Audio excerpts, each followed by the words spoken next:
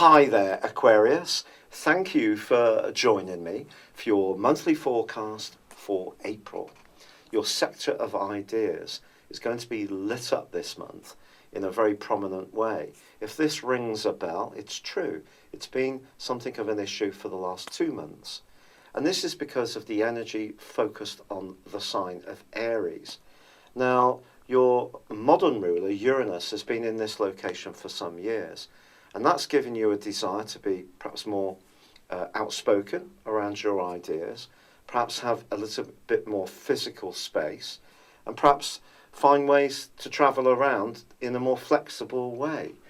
But Uranus this month is not the only planet that's going to be featured brightly in the sign of Aries. The month begins with the Sun here, and through to the 19th, it's a great opportunity for you to propagate your ideas, to interact with others and enjoy some sparkling encounters. But this is not a month without some challenges, quite frankly. And this is because there are a number of retrogrades. In fact, as the month begins, Jupiter and Venus, already in retrograde, are going to be joined by Saturn, your traditional ruler, by Mercury, planet of communication, by Pluto, the planet of change and transformation. So you can see a lot of planets starting to inverse. When this happens, it can slow things down. Now, on the 3rd of the month, Venus is going to be moving out of the most charming part of your scope and reversing back into Pisces, the sign which actually it's exalted in, but it is going to be travelling backwards until the 14th, then it starts to go forwards. So care is going to be needed around your everyday expenditure. There may be the temptation to splash out, but don't do so without thinking about the impact this will have on your long-term future. Why? Because Saturn is going to be squaring up Venus for the whole of this month. So I think it's possible with Saturn going backwards from the 6th, your outlook about certain friendships could change. The fact that Saturn is squaring up with Venus, the planet of relating, means that values can be the pinch point between you and the others, because Saturn's in the part of your scope emphasising your idealism, which is a major part of many Aquarius's D and A. So whoever you relate to, be it on a personal, intimate basis, or perhaps on a more friendly basis, of course, we want to be with people who understand us. And if there are any relationships in your world which are not quite running as sweetly as they might, this particular aspect asks you to look at them and try to repair or improve them. Now, there is a quarter moon also on the 3rd of this month, which kind of increases a sense of electric energy around you for the following week.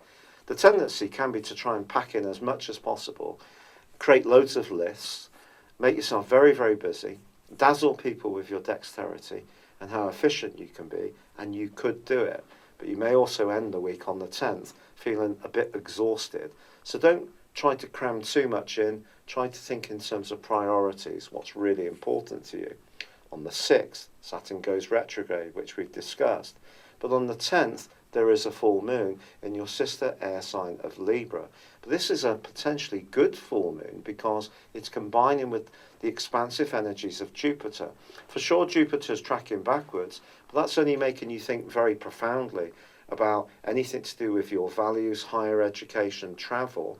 So I think that this could be a full moon and the 2 weeks after it where you're having some very deep conversations with people that can prove to be highly illuminating. The 15th sees Venus start to go forwards. It doesn't mean to say you can go out and have a spend fest, and it is possible with Venus going through Pisces through to the 28th from the 3rd that some extra money could come into your situation. There's no question about that. It doesn't have to be an absolute negative because it's retrograde. I think it's more about relationships. However, Venus does rule money, and because it's in your 2nd solar house, which is about everyday finance, you can see that just being extravagant before you really know how things are going to end up this month is probably something to avoid. But this is a full moon, which occurs on the 10th, which could see you decide to travel, go off somewhere, be a bit more spontaneous, and that can be something to savour. But this month has another theme threaded through it, which is very, very important, and that is a theme of security. And right from the start of the month, both Mercury and Mars are combining in the sign of Taurus. This can really get you thinking about changes to home, where you live, or perhaps how you live there, or perhaps even thinking of doing an extension, changing your bathroom, fitting new carpets, redecorating, all these kind of things, or perhaps even starting a small home-based business, being more flexible around your working life to fit in kids or the needs of elderly parents, whatever your particular situation demands. But Mercury goes into a retrograde from the 9th, and this is a very tender area for Mercury to occupy. Mercury, to be honest, is not super happy in the 4th house. The 4th house is about emotion. Mercury is about logic. So when you then put into it the retrograde as well, when it comes to interactions with family members, neighbours, people you share a house with, perhaps if you're trying to talk to someone about a conveyancing situation on a property or a rental, that may be something that gets a bit bogged down in red tape, misunderstandings, letters going awry, and so on. Just be conscious of that. Now, the 19th is very important because Pluto, the planet of change, also goes into retrograde, but in a very psychological area, and will continue to do so through the next 5.5 months. The good news is that initially this is going to take Pluto away from your modern ruler, Uranus, which is in the sign of Aries, because the first 3 months of this year have seen on a wideish orb a bit of a repeat of the square between the two, which was going on until March 2016 for broadly 3 years. So I think there can be less psychological tension, but Pluto's still asking a degree of inward thinking, of working things out, clearing out the closet of old emotional baggage. This is something I'm going through as much as any other Aquarius, quite frankly.